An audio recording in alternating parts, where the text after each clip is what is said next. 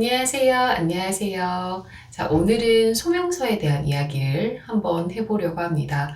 혹시 지금 이 영상을 보고 계신 분들, 혹시 소명서를 받고 이 영상을 클릭하셨을까요?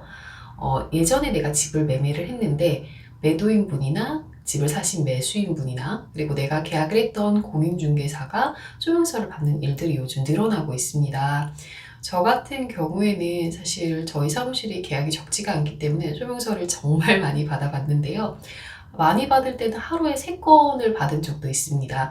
이게 날라오는 소명서를 보니까 보통 이제 평균보다 시세가 약간 저렴하게 된 계약이나 아니면 가족 간의 특수한 거래, 가족 간의 매매 이런 경우에도 소명서가 날라오는 것 같고요. 보통 어떤 식으로 소명서가 날라오는지, 그리고 어떤 양식으로 오는지, 그리고 또 우리가 제출해야 되는 서류는 어떻게 되는지 이런 것들을 한번 알아보는 시간을 가지도록 하겠습니다. 제가 예전에 직접 받았던 소명서를 들고 왔어요. 어떤 식으로 오는지 한번 설명을 드릴게요. 자, 저희는 민원지적과에서 보통 이렇게 소명서가 오고요. 제가 2장을 들고 왔는데 이렇게 옵니다. 제가 공인중개사 받은 경우입니다. 읽어드릴게요. 수신 개업공인중개사 기하. 제목 부동산 거래신고 정밀조사에 대해 따른 관련 자료 제출 요청.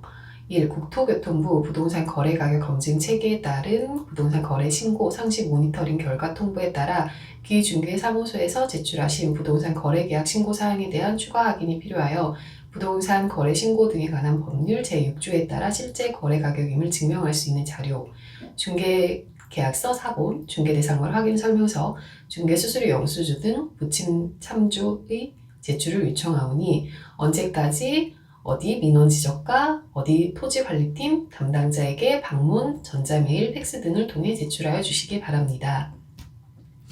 2번, 참고로 거래 당사자에게는 거래 대금 지급을 증명할 수 있는 자료의 제출을 별도 요구하였으며 신고 가격이 거짓으로 나타나는 경우에는 신고자인 공인중개사에게 거짓 신고 과태료가 부과되고 공인중개사법 제26조에 따른 거래계약서의 거래 내용 거짓 기재 또는 이중계약서 작성 여부 등을 조사하여 위반 사실이 나타나는 경우 같은 법 제38조 제2항에 따라 중개사무소의 개설 등록이 취소될 수 있음을 알려드립니다.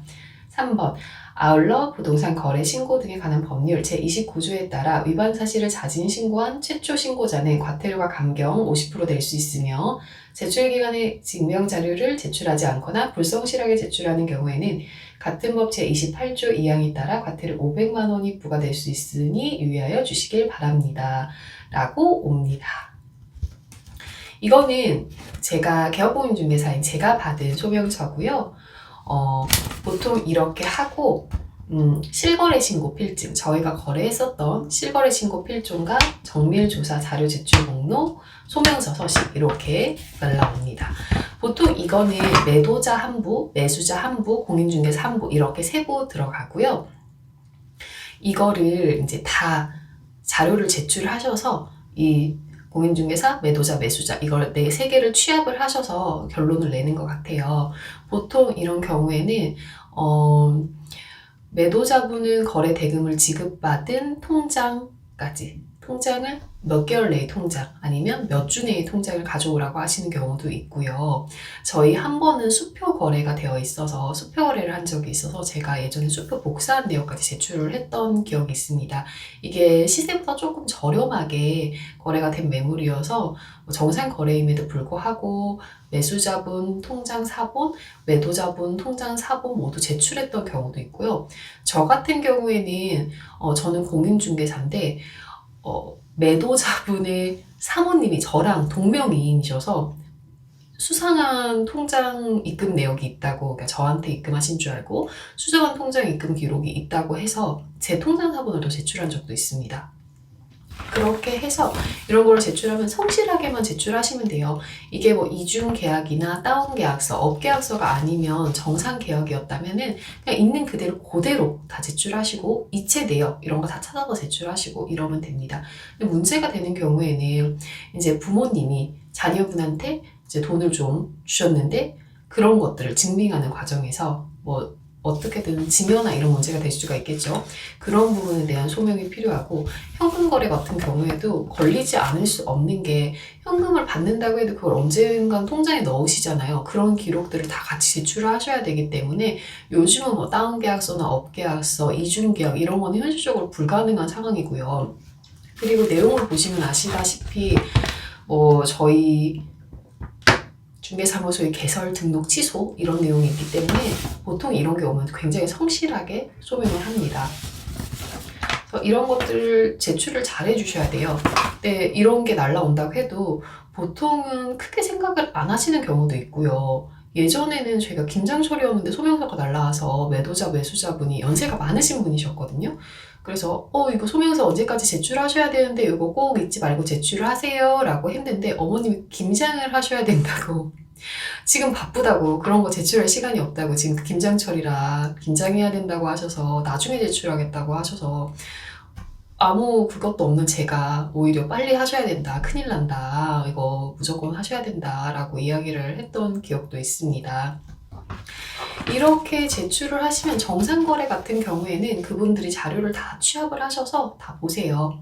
보시고 정말 수상한 기록이나 다운계약이나 업계약이나 이런 거를 구별을 하시고요. 사실 요즘은 그래서 다운계약이나 업계약을 했을 때 이렇게 자료를 제출하면 안 걸릴 수가 없다고 보셔야 돼요. 요즘에도 그냥 난 다운계약서 써달라, 업계약서 써달라 라고 하시는 분들이 종종 있는데, 요즘은 현실적으로 그런 거 힘들고, 이게 저희 사무실이 너무 많이 받다 보니까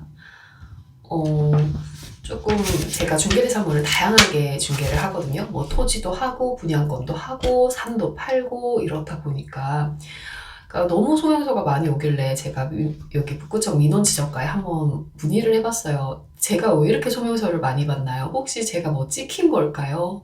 제가 잘못을 한 게 있을까요? 이렇게 물어본 적이 있는데, 담당자분이 막 웃으시면서 이건 자기들이 우리 검토를 하는 게 아니라 정말 전산으로 걸러진다고 하더라고요. 그래서 일정 시세보다 낮은 금액, 그리고 일정 시세보다 높은 금액, 예를 들어서 구축 아파트인데 리모델링이 워낙에 잘 되어 있어서 시세가 갑자기 확 하나가 위로 올라가 있다. 그리고 너무 시세보다 저렴하게 매매를 했다. 예를 들어가서 너무 경제적인 사정이 안 좋은 매물이라서 경매 들어가기 직전에 매물을 저렴하게 매수를 했어요. 매매를 했을 때 그런 경우는 전산으로 자동으로 걸러진다고 합니다. 그래서 이게 걸러지는 거는 그런 계약에 대해서는 다 소명을 해야 되고요. 그렇게 소명을 하면 또 이런 우편물이 옵니다.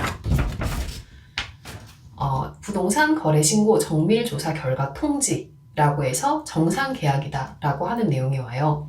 어떻게 오냐면요. 1번 항상 발전에 협조하여 주신 데 대하여 감사드립니다. 그리고 2번 부동산 거래 신고 등에 관한 법률 제6조에 따라 계약께서 제출한 부동산 거래 계약권 소명 자료를 검토한 결과 적정 거래로 판단되어 종결 처리하나 향후 실거래 신고 내용, 잔금일 등 오류가 있는 경우를 발견한 경우에는 같은 법률에 따라 과태료 부과 등 행정처분을 받을 수 있음을 알려드리오니 이 점 양지하여 주시길 바랍니다.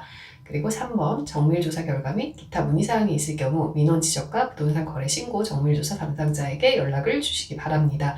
이렇게 옵니다. 소명서 같이 오는 거는 그냥 있는 그대로 성실하게 작성을 해주시면 됩니다.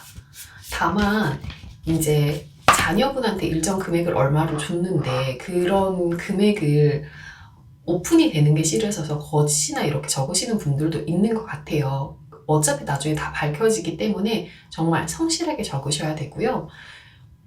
요즘은 가족 간의 거래, 이런 특수 거래에 대해서 저희 손님들끼리 이제 자기들끼리 매매 계약서 쓰셨던 이런 것들 거의 100% 소명서 온다고 보시면 되는 것 같아요.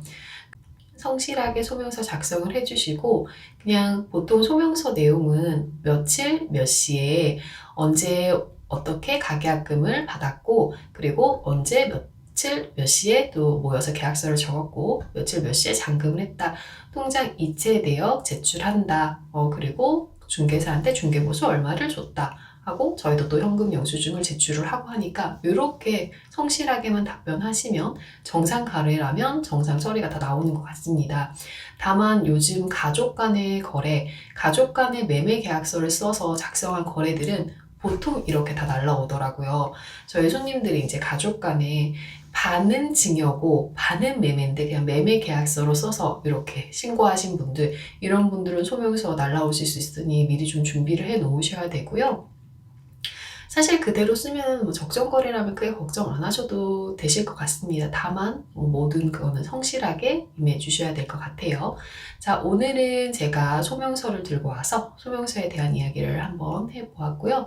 무섭거나 어려운 거 아니니까 그냥 있는 그대로 잘 작성하셔서 성실히 제출하시면 적정거래라고 판결이 날 겁니다. 자, 오늘 영상은 여기까지 하겠습니다. 자, 안녕.